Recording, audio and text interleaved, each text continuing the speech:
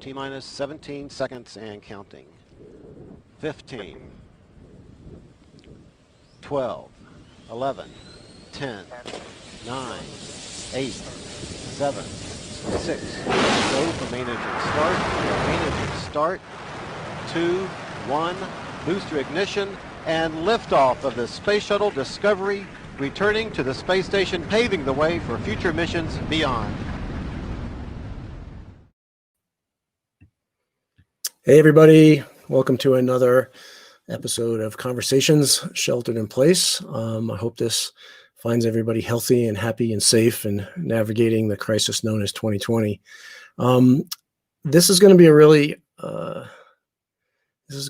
exciting, really impactful conversation because, as I've said on previous conversations that we've had, I truly believe that we are right now in the midst of the great transition, that we are transitioning between potentially two human epochs, really, if you think about it. And one of the big catalysts for this transition is going to be business.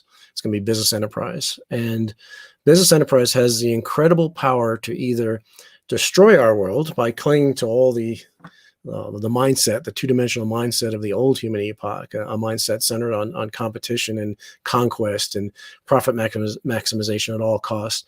Or business enterprise can help save the world and usher in this new human epoch by embracing collaboration and interdependence and basically operating within the context of the real world, the deeply interdependent, exponential real world. Nature is exponential.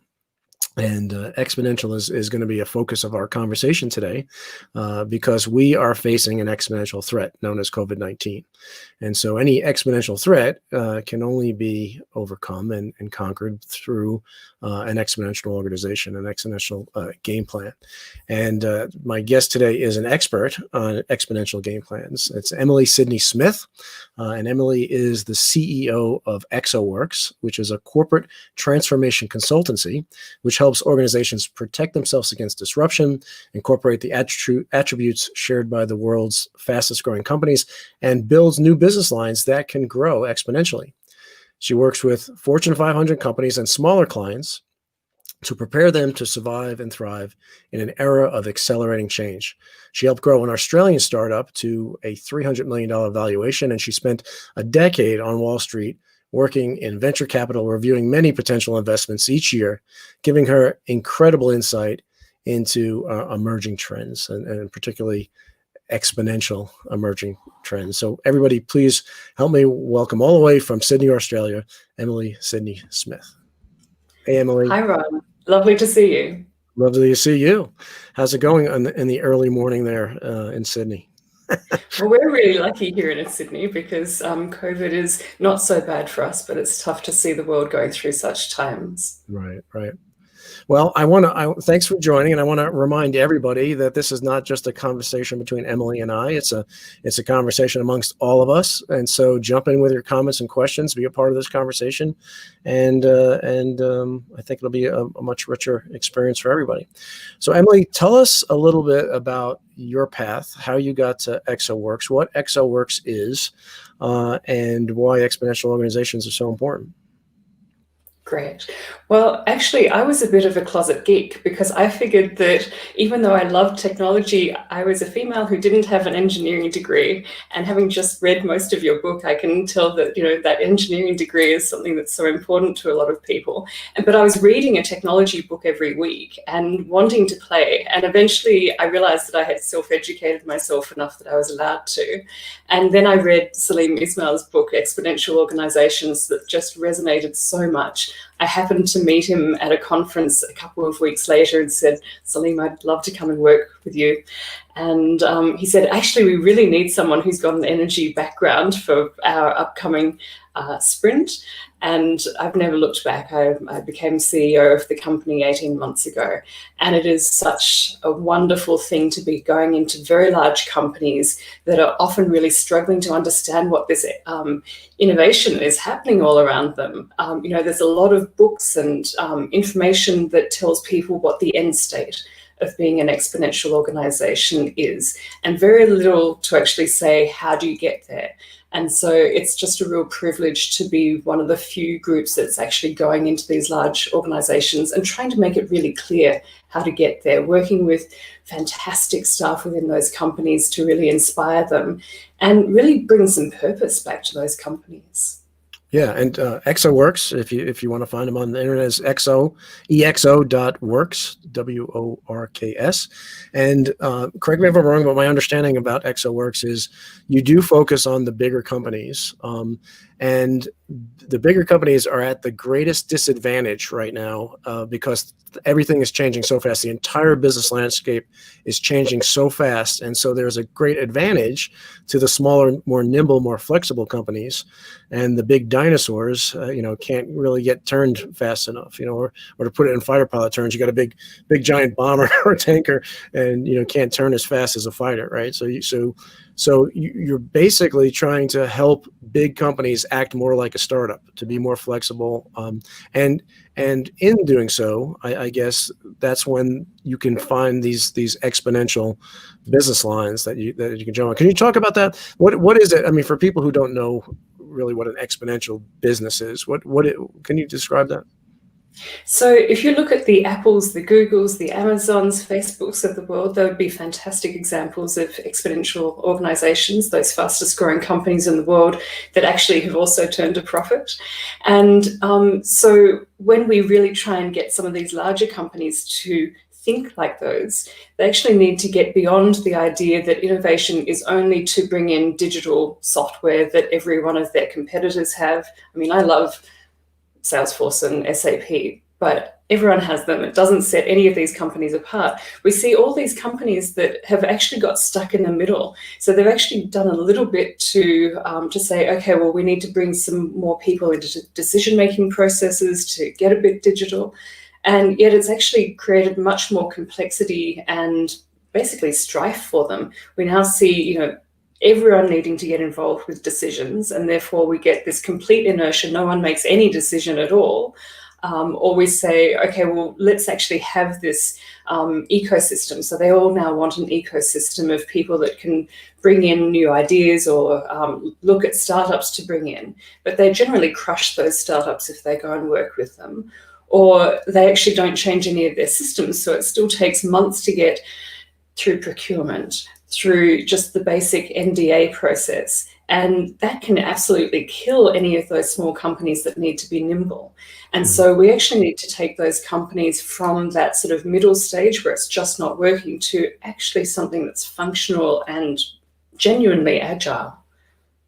Right. And so, I mean, I guess one of the ways that businesses are going to either succeed or fail is related to their ability to forecast and adapt to coming megatrends, right? I mean, there's so many examples of companies that did that wrong, right? You could look at Blockbuster and they didn't see the emerging megatrend of the internet, right? And or maybe a better example is Kodak with digital photography, where they didn't see the megatrend of digital photography, even though they invented or had a pretty big hand in inventing digital photography. And I think, and we could talk about this a little bit, but I think humility is a big part of being able to be flexible and adaptable. In a lot of cases, these big companies think they already have the answer. Even when they recognize megatrends, right? I'm sure there was lots of people working at Blockbuster said, we understand the internet, we have a website, or with Kodak, we understand digital photography, we invented it. But no, you don't really understand. You might understand the technical aspects of it, but you don't understand the megatrend that's coming. And so, where does humility fall into this, and especially with these big companies? Well, it's so incredibly important. And I come out of the energy industry that I see is really, really starting to have a major problem. And it's actually the humility that says, okay, well, let us look at those exponential curves that are happening in other parts of the industry. Wow, solar is absolutely taking off. There's an exponential increase in uptake. There's an exponential decrease in price. And this is going to become the major source of energy around the world. And yet there's this sort of feeling of, especially in the oil and gas area, that it's been so cyclical that we must just be in a down part of the cycle. I completely disagree. And so it's only being humble and actually looking around to those bigger trends that is really important. But it's also being humble in terms of saying, there's actually, the reason that we have jobs is to actually solve customer problems. And if we look at ways of doing things that are 10 times better at actually solving those customer problems, which is what these exponential organizations do, then we might actually solve that in a completely different way. So let's actually be humble enough to say, okay, just because we think that we're a telco, we think we sell, widgets or insurance, is that actually what we do? What do we actually solve for customers? And why don't we actually think differently and say, if we were actually improving the lives of millions or billions of people, how would we go about doing that? What would be the product that would both help them and make a lot of money be? Yeah, and I guess there are some success stories too. Here's one from Thomas Delore saying that Microsoft was smart enough to recognize the megatrend of the internet and pivot towards it. I'm sure there's lots of other examples of that. But there are a lot of megatrends coming. I mean, maybe we should talk about that. I see on the horizon some really big ones. One is environmentalism, right? Almost everybody on the planet realizes that infinite growth is not possible on a planet of finite resources, right? You cannot continue to increase your nation's GNP or GDP year after year. You can't have that being the measure of success forever, right? Eventually you run out of resources, or eventually you run out of the life support systems to maintain life on the planet. But the issue is, and this goes back to humility and what we were just talking about, is there's many, many companies that think, oh, I understand this. I understand. Yep, we understand what global, that we need to change for global because of global warming. We understand about the finite, we can't have unlimited resource exploitation forever. But I don't think they actually do understand. I mean, in a lot of cases, I don't think organizations do, because they don't act like they do, right? They might have, CSR departments, they might have sustainability departments, stovepiped in their organization. But I think one of the growing megatrends is a second wave of environmentalism. And that's probably not the right word. That's because that word is, I think, been downtrodden and overused. But a megatrend of the awareness of the fact that we live on a finite planet, that we have to protect the life support systems of our planet, that the global economy is the wholly owned subsidiary of our biosphere, not the other way around, that we cannot exploit resources in a vacuum. We can't, so yes, I think a lot of companies understand that already to some extent, but not to the extent that they need to. So that, just as an example, I just threw that out as one coming mega trend. What else, if you want to talk about that, or any other mega trends that you see coming? Yeah, I think that when we actually start to link people back to that purpose, and the companies back to that purpose, and say, well, why do we exist as a company? And maybe how do we improve the lives of millions of people? That then becomes a bit of a Trojan horse to actually say, well, are we being good stewards? And so we're trying to use that as a method to get there. But we're seeing all sorts of other megatrends. So for instance, our understanding of economics is fundamentally breaking down. The economics that we based our world on for the last, since the 70s, really doesn't make sense. It hasn't shown to be true in the data. We've, in the last 20 years, pumped $170 trillion of debt into, we're now at that point, and yet there's only been $33 trillion worth of GDP growth for that. So 5 times as much debt for GDP growth. This is absolutely fake growth. Yeah. And there are all these companies that just figure that they're going to come out the other side of COVID and they're going to have this same sort of uplift. Right. There have been billions of people who have come out of poverty and had spending power over the last couple of decades, which has really helped a lot of companies. COVID is going to unfortunately reverse a lot of that. And so we're also saying to companies, gosh, if you think that all these exogenous factors are just going to keep lifting you, this is not the case. We see so many of these companies that their real growth has actually been completely anemic. It's all been financial wizardry that actually makes them look like they're doing really well. Exactly. And so they're going to genuinely need to improve what they're doing and improve how they're helping people through their products and services if they're going to survive. Yeah, I think maybe to put an umbrella over a whole bunch of megatrends is the megatrend of a more knowledgeable consumer group. The public. The public is going to demand certain behavior from the folks that they're going to buy products and services from. I think it's no longer going to be good enough to not cause harm or to cause little harm. You have to be restorative. I think the successful companies of the future and the present are going to be those companies that are leading us towards a positive, restorative future, not just maintaining the status quo, because the status quo is not working.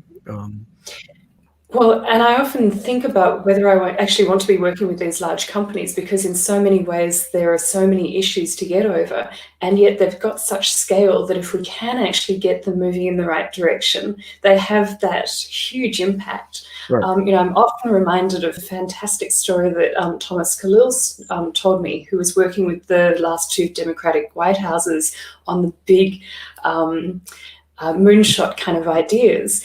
And they went to Walmart and said, don't give us money. Actually go and tell your supply chain that you want them to do things. And so they actually said, well, we need you to prove that you've cut emissions by this much within this amount of time, or we won't buy from you. And so they had this enormous impact, because of course no one was going to say no to that, with actually very little investment from their own side. And so if we can get those large companies doing really great things, we can not only stop them from failing, which I think would be a very dangerous thing for this world because they're such huge employers, but it would also really distract from getting the UN Sustainability Development Goals done. So we actually need to have them stabilized and successful. Right. I mean, that's a good example. And, another part of that, our complementary, I guess, example is in finance itself, right? Because, we met at an event at the UN, and, I've been involved with the UN for quite some time now to try and help steer investment towards the Sustainable Development Goals, for instance, right? And you've spent a decade in finance on Wall Street, steering investments, right? And there's so many examples of really conscientious folks that are and businesses that are doing the right thing, but their investments are in the wrong investments, right? And if you're investing in a company, or even in a mutual fund that invests in a company that's causing considerable harm to the planet, then you're part of the problem. And investment is the rocket fuel for business, and business is the power to destroy or save the planet, right? And so what we do with our investment dollars, whether we're an organization or an individual or a company or a corporation, is really important too. And you brought up a really good example with with a supply chain, which is another, maybe it is obvious, but maybe not obvious to everybody, how much of a difference you can make by making small changes, even in that. So, yeah. And we love what some of the companies that we've been working with have been doing. So, for instance, we've been working with a large medical device company in their Latin American division. And for them, they could see that 10% of people in that region actually have good quality healthcare access. And so not only is that a big blocker to their profitability, but they really want to help people who are, needing that healthcare. And so they realized that, for instance, it's really tough for a regional doctor to actually go to a big city, which is very expensive for them, taking time off from their practice to go and get training. And you can't really do proper training on things like heart stents just by video. And so they realized that actually if they could bring in virtual reality, they could get a really good quality education that's completely distributed to those regional and remote areas. And so suddenly they're getting 20 times as many people through their training at 95% less cost, only 6 months after deciding to do so. And so you can have these huge effects by actually investing very little, and suddenly you're doing something wonderful for people as well as building your profitability. And we're seeing more and more of these stories that are really exciting us. There's a new company that has been started by a number of very large, very senior people from large companies to go after alternative protein, which has some wonderful effects on the environment, and certainly stopping cruelty to animals. And they've got a lot of money behind them. They can do this at scale, and they are absolutely being built as an exponential organization with this sense of purpose and the SDG goals absolutely embedded. And so it's just incredibly exciting to see also what some of these corporate ideas, where they can take us. Yeah. So as I understand it, the focus of ExO Works is on the larger companies because they have the scale to really make a huge difference in the world. And so a question I have, and this is one that's really I've been grappling at for a long time to try and figure out what's the way around this, is many, if not all, the big companies that you work with, the leadership that you're working with is legally bound to maximize shareholder value, right? That is their number one thing that they have to do. And any decision that they take that can be viewed as, causing harm to shareholder value, like investing in environmental things or social impact type things, is going to be something that they're going to have to deal with. And it's hard when you get one or two hands tied behind your back to move steer a company in a direction. I mean, the perfect example is the Ford Motor Company. I think it was 1917, if I'm not mistaken, where Henry Ford wanted to pay his workers higher wages, and the Dodge brothers sued him because they were shareholders in the company, and they basically made the point that if you give them more wages, you're taking money out of our pocket. That's our money, and that you can't do that, right? And the Supreme Court upheld that decision, right? And so that's what CEOs are up against right now. So how do you deal with that? How do you navigate that? Well, it's easy to be depressed by that, but actually there's a lot that can be done. And so first of all, when you do refocus on how do we want to improve the lives of millions or billions of people, actually there's so much evidence that does flow to profits that we can actually really convince CEOs to get on board. There are also so many other little things, like if you actually inspire people within the company, because people are so used to just changing jobs every few years and often to their competitors. And so they're not actually truly loyal to their existing organization. But if you truly inspire them by that massive transformative purpose, they're more likely to stay. There's an enormous cost to having this huge turnover of staff. And so again and again, we actually can show that it's very profitable to be doing good. We actually just need to give them the path and show them a few first times that it really works. And then they get on that merry-go-round themselves, that they can just keep on applying that. So we come back to companies that we worked with 5 years ago and see what they're still doing with that kind of ideology, and that it's actually permeated the whole company and the culture. And that really excites us. So I guess the issue is, yes, it can be, you can show that it's profitable to do good, but it's also profitable to appear to do good. And it's a lot cheaper to just appear to do good than it is to actually do good. And so, how do you deal with companies that are greenwashing or they put their CSR in a stovepipe? They have these great impact reports every year, but they're all inflated and the harm that they don't even make up for the harm that they're causing, right? So in a net, if you look at the whole business operation over the entire corporation, it is a huge net negative, but they got this little teeny piece that's positive that doesn't even make a dent in offsetting that. But that's, they spend 10 times as much money advertising the good that they're doing than it costs to do the actual good. So how do you deal with those companies? Because the shareholders will push back on you and say, no, we don't have to do good. I mean, if they're being honest, they would say, no, we don't have to do good. We just have to appear to be doing good. I think that the companies that come first to mind that are doing that are the ones that are also first in my mind as the most likely to fail. The ones that have really been propping themselves up through financial things, not actually where we're delivering a great product to our customers that was properly differentiated and truly addressing their needs. And so I think we're going to actually see a lot of those companies really struggle and fall by the wayside because they've been pretending to not only help their customers, but do that good. And so not across the board. Look, there are going to be companies that we need to really try and change them in other ways.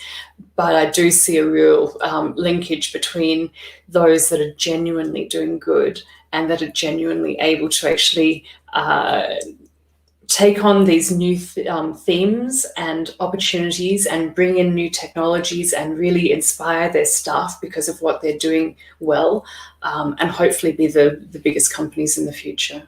Okay, let's dive in a little bit more into the definition of exponential organizations, because I bet there's probably still some confusion out there on what exactly what we mean. Can you give some examples of, like, the difference between a linear organization and an exponential organization?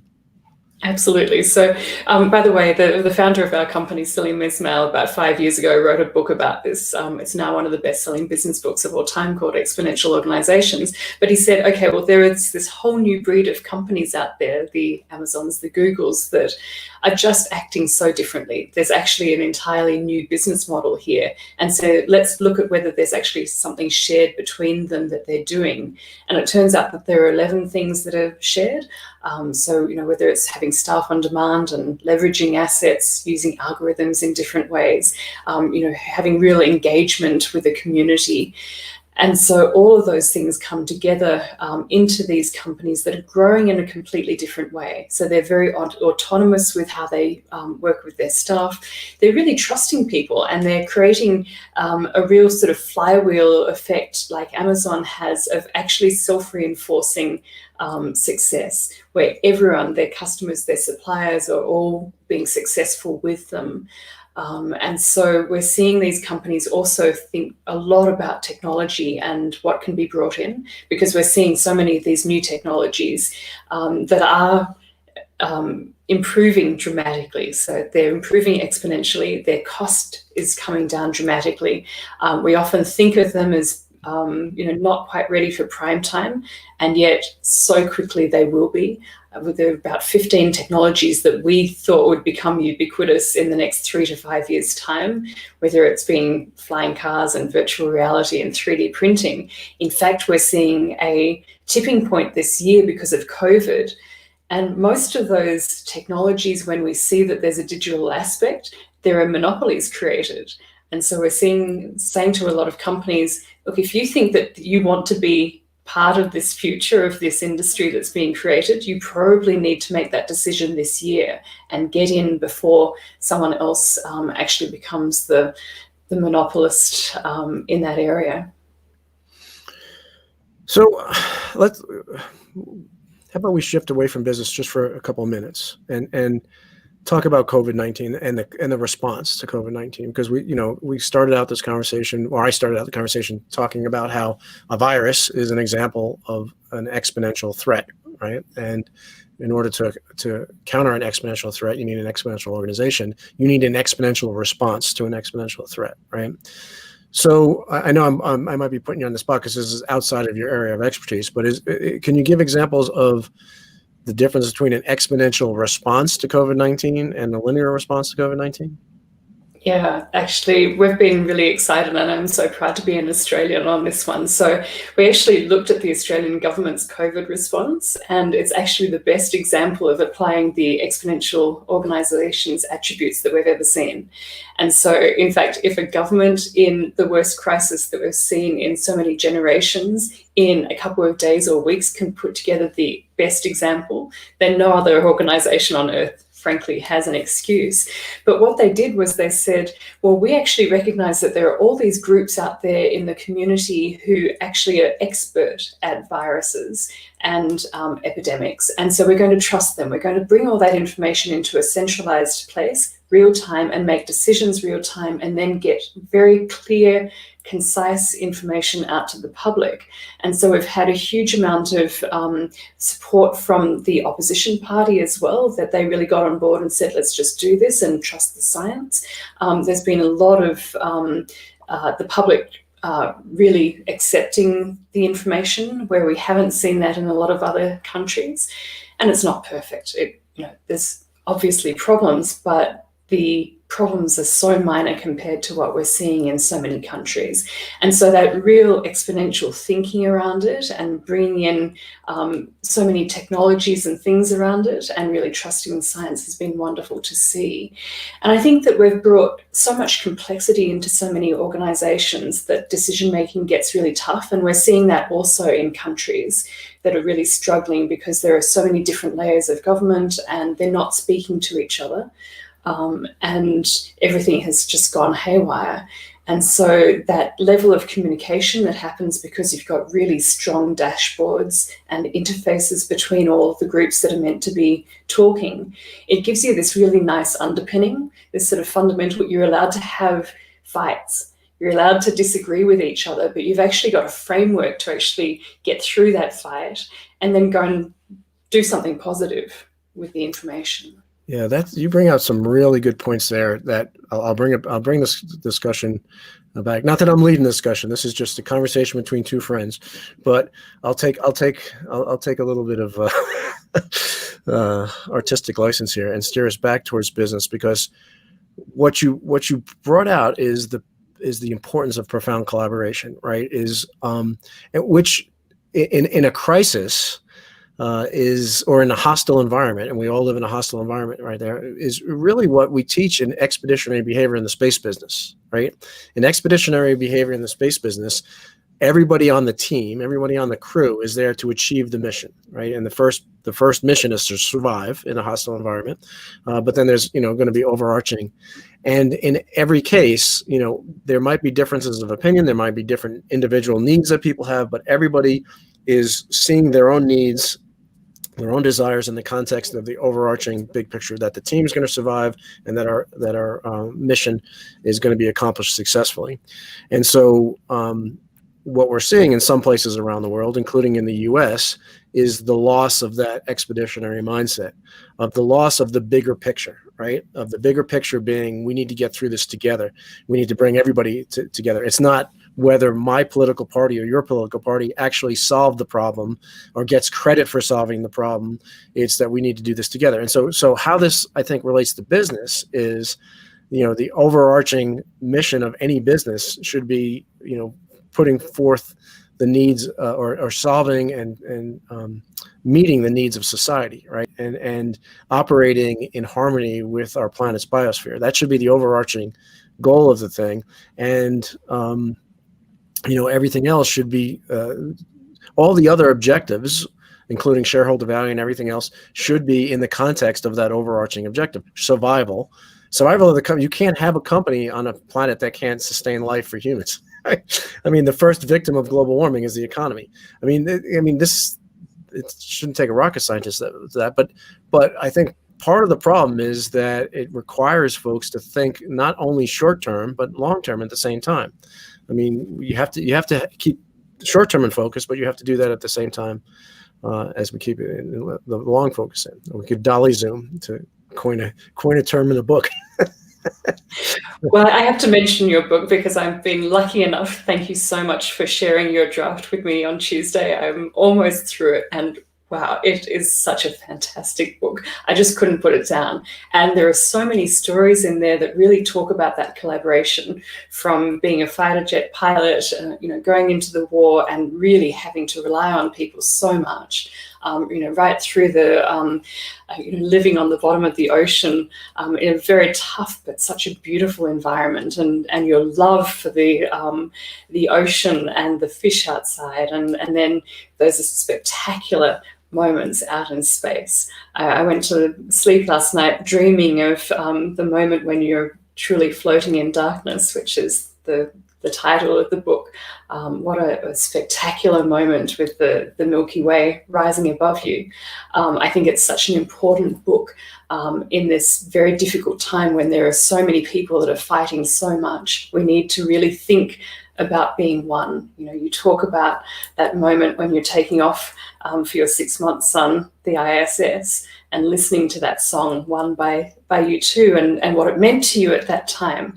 And I wish that we could all, as a planet, facing something that we're all facing together. None of us are going to come through this virus without facing it together. I wish that we could think a bit more as one.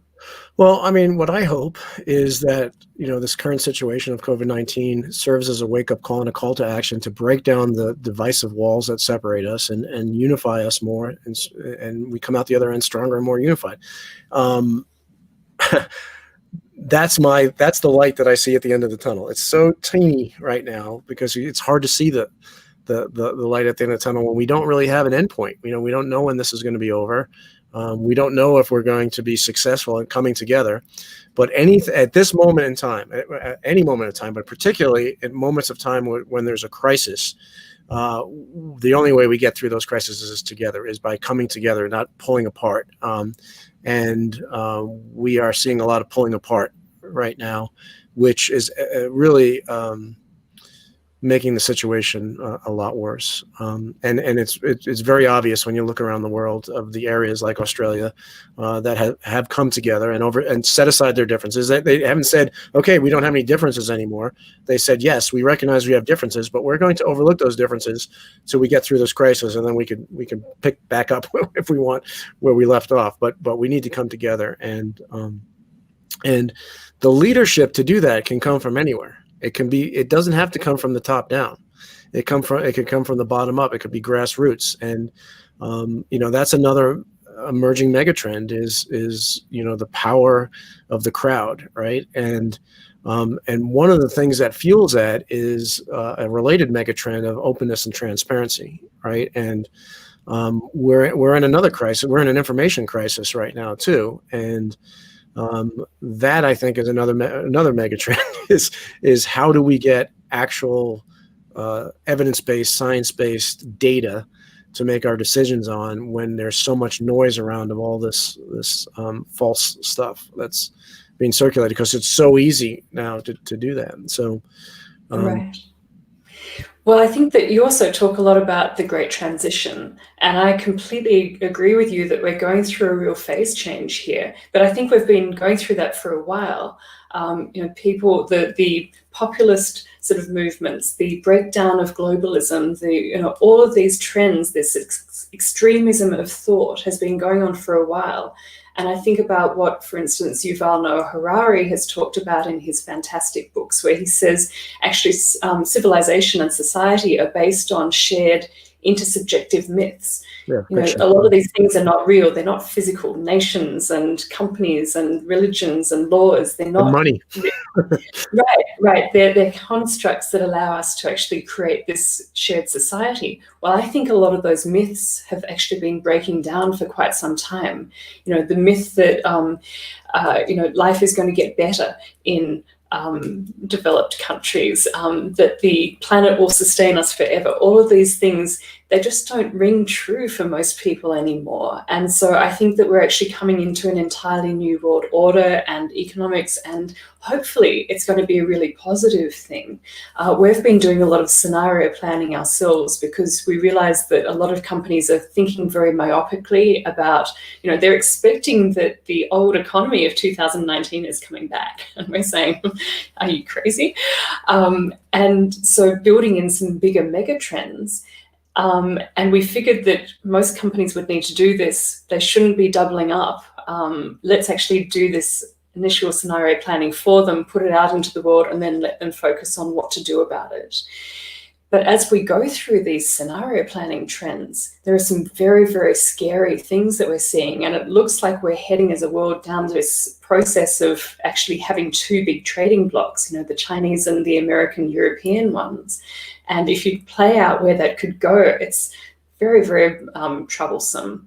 And so we're looking at all these different scenarios and saying, shouldn't we as a world say there's actually a better scenario out here? And let's proactively get there and do something that's going to be much better for the whole world than going into this very dangerous situation. Yeah. It's we're going to have to figure this out. I mean, we can't go back to the way things were, and we have to go back to something a little bit more positive, a little bit more sustainable. So we're kind of in a timeout right now in a lot of cases. A lot of companies are putting things on hold. A lot of companies are, some companies are just completely shut down. There's all kinds of things that companies are having to overcome right now. One is, having a workforce that's working virtually, and if not, how do we protect our people? And so, how are things changed for you at ExO Works during this pandemic? Because a lot of companies, when they're really faced with an existential threat, are just thinking about survival. They're not thinking about the next quarter. They're just thinking about right now. How do I get through the next week? So, but what you're talking about is more strategic planning, right? And how do we change the DNA of a company? So how much bandwidth do companies have right now to listen to a story like that, or are they all just kind of in survival mode? Well, it's a challenge, and I think that we're actually seeing a long-term trend where morale in a lot of companies was pretty low.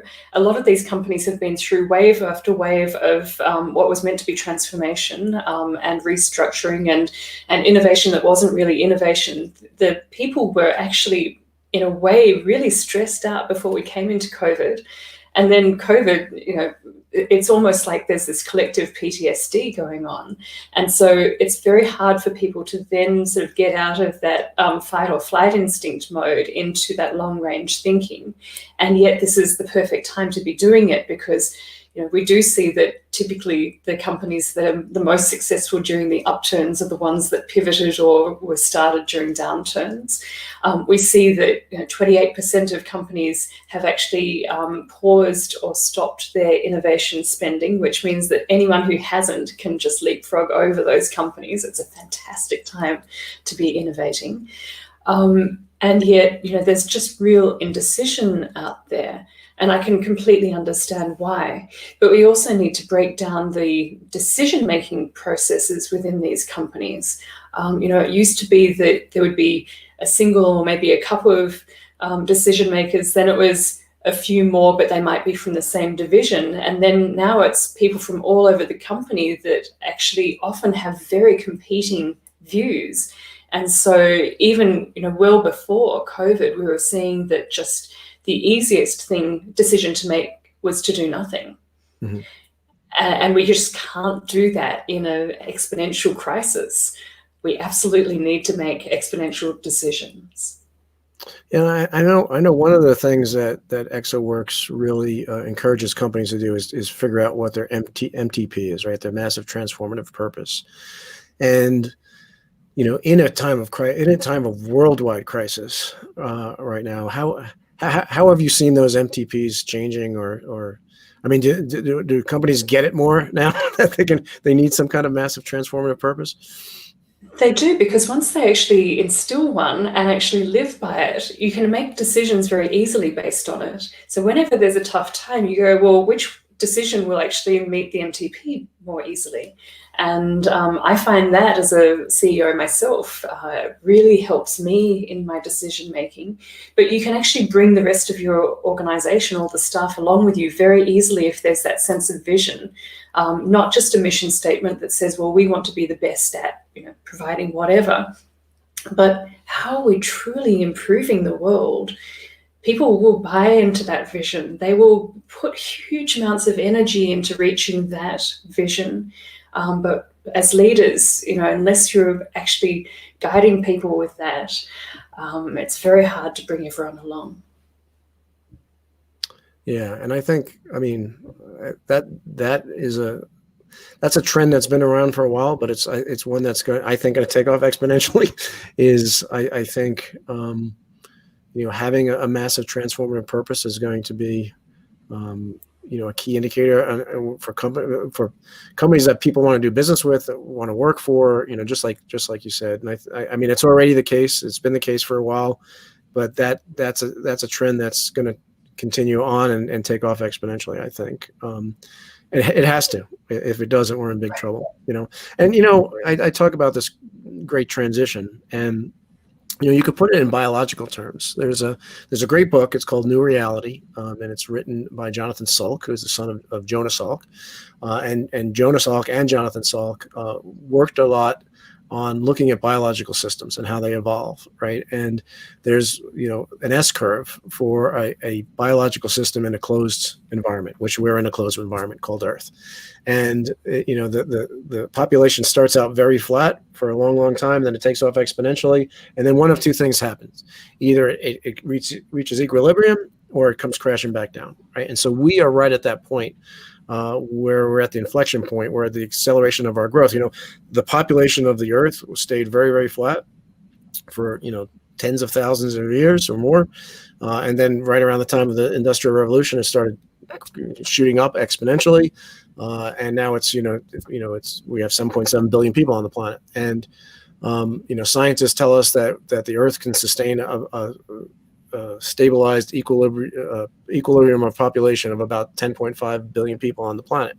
So we are either going to reach a stabilized 10.5 billion person population on the planet, or come crashing back down. And so all of these things, like establishing MTPs, like being a net positive for the planet and society, for companies, if that doesn't happen, we're going to come crashing back down, and everybody loses. Even the 0.001% of the population right now, which is benefiting the most by the current status quo of the global economy, they're going to lose out too. Everybody's going to lose out. And that's something that we need to really understand, and keep our policymakers accountable to that, and our companies and businesses accountable to that. And the best way to do that is with our wallets and pocketbooks. How we invest, how we buy, how we who we deal with, that sort of thing. And I know that you and ExO Works is really working very diligently to steer companies in that direction. So I think it's going to make a big difference. Well, we also work a lot in the emerging markets, and it's been really scary looking at some of this scenario planning, because if you do end up with those two trading blocks, the incentives from the rich countries, and I actually looked at which countries would most likely end up in which block, you do actually get this kind of rich world, poor world sort of blocks. And we need consumers and cheap production. So it would be a very strange world, but the incentives from the rich world to actually support the poorer countries may actually evaporate under those circumstances. More worrisome also is the incentive to pay off debt in the other block might disappear.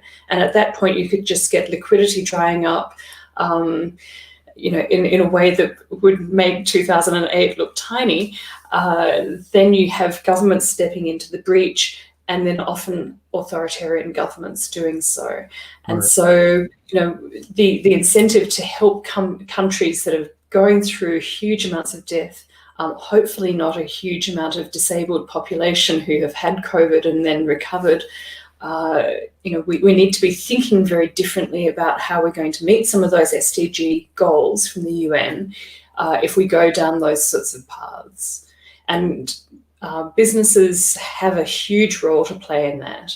It's wonderful to see the companies that we've been working with in Africa and Asia and South America really doing things to support the local communities, see where there's corruption and other problems going on, and really try and use data and true knowledge about what's going on to actually fix that, to look at how communities can actually sustain themselves with very sustainable farming, using technology like drones and things to really improve what's being done across those agricultural areas. There is so much that can be done. I know you've been really involved in water technologies in the past. There is so many wonderful areas that can be improved, but we need to actually allow the large companies to bring in those technologies, not crush them as they do that, and then get those things out at scale.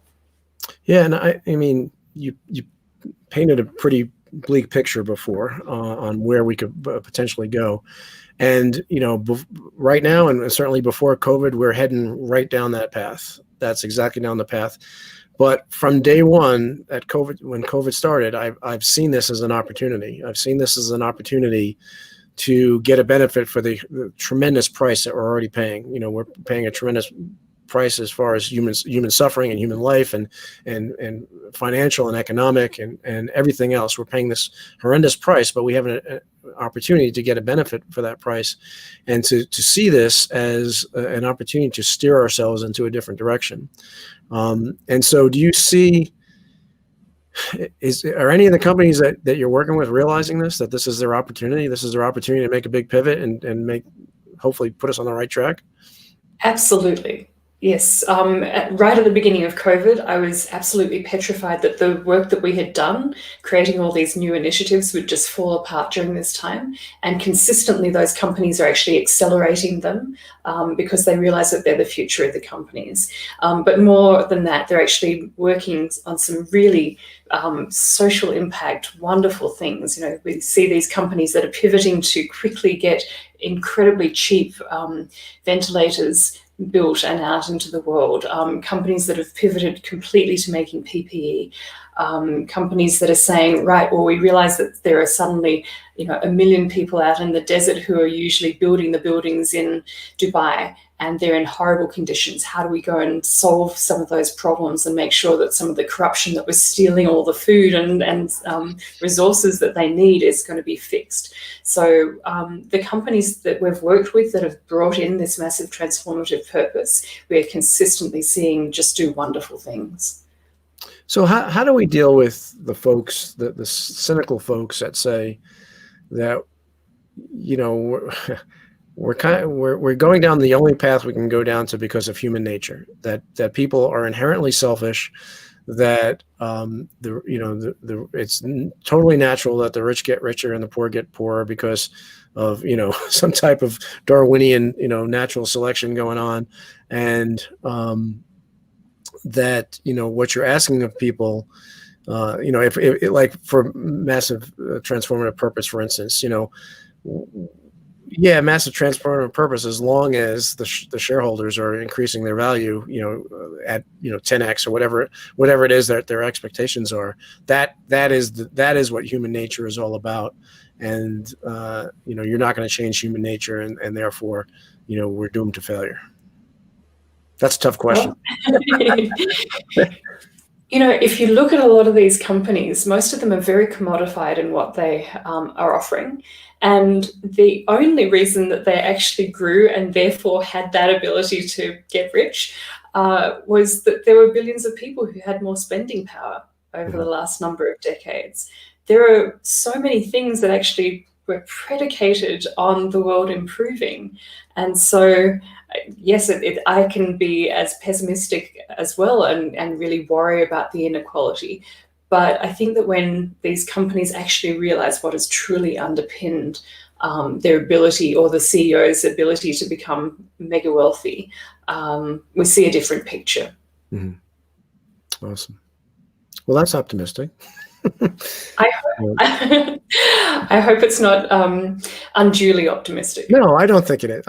I think I share your opinion there.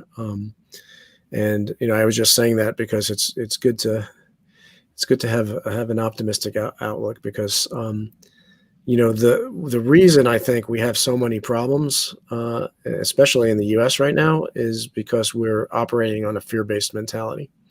That motivation comes from people can be motivated from a whole bunch of different reasons, but the two main reasons, one is fear and the other one is awe and wonder. And fear is what is predominant. It's probably predominant in the world right now, not just in the U.S. And I know you're in Sydney right now, but you're correct me if I'm wrong, but most of your time is spent in New York. So you understand very well the U.S. issues.